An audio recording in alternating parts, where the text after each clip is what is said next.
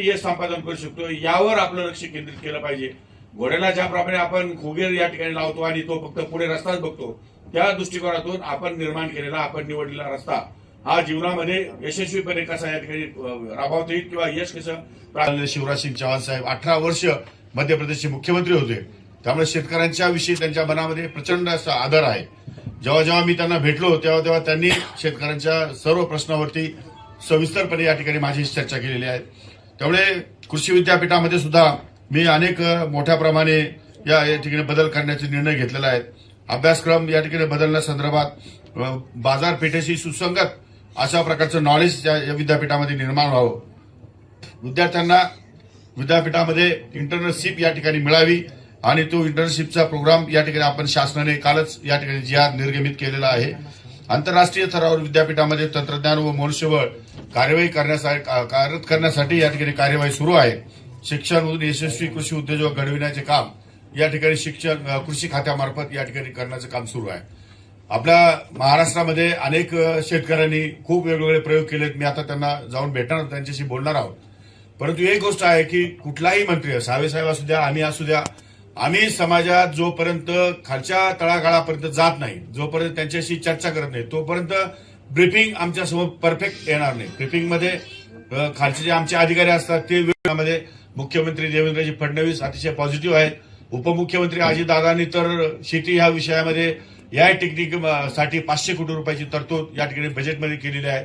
आणखी 1500 कोटी रुपये लागले तरी मी देईन, पण शेतकरी हा एकदम स्वयंभू झाला पाहिजे, स्वतःच्या पायावर उभा राहिला पाहिजे आणि त्या जास्तीत जास्त त्याचं उत्पादन कसं वाढेल या दृष्टिकोनातून प्रयत्न केला पाहिजे. म्हणून त्यांचाही माझ्याशी सारखा या ठिकाणी पाठपुरावा सुरू असतो आणि जाणीवपूर्वक त्यांनी मला हे या ठिकाणी कृषीचं खातं दिलं. आपल्याला कल्पना आहे ही तशी ओसाडगावचीच पाटीलकी आहे, पण कसं असलं तरी सुद्धा त्यामध्ये सुद्धा चांगलं काम करता येऊ शकतं.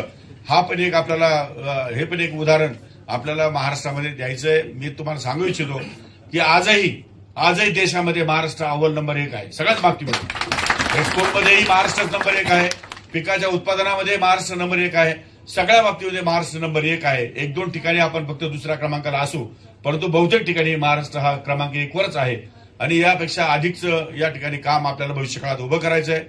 संरक्षित शेती आणि शाश्वत शेती, सस्टेनेबल फार्मिंग ही आपल्याला भविष्यकाळात उभी करायची. कारण आमचा जो समोर बसलेला तरुण वर्ग आहे हा शेतीपासून जो दूर होत चाललाय, तो शेतीकडे कसा अट्रॅक्ट होईल, तो शेती कसा करायला लागेल आणि सर्व एकाच ठिकाणी नाही. मी आता मेडिकल कॉलेजमध्ये एवढी मुलं डॉक्टर, गुणिले महाविद्यालय असलेले महाराष्ट्रामध्ये जेवढे आहेत तेवढी दरवर्षी हजारो डॉक्टर बाहेर पडणार आहेत. मग करणार काय डॉक्टर?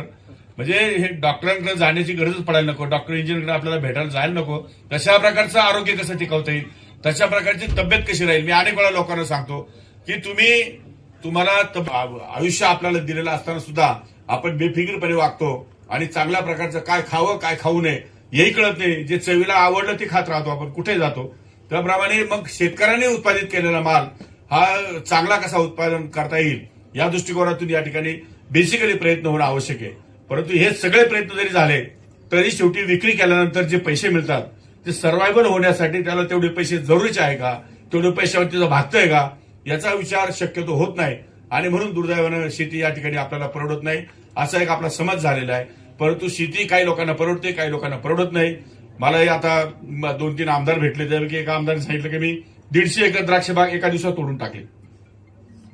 मला का तोडून टाकली? द्राक्षबागेत आमच्याकडे एक्सपोर्ट निर्माण करणारे कोट्यावधी रुपये मिळवणारे पण लोक आहेत.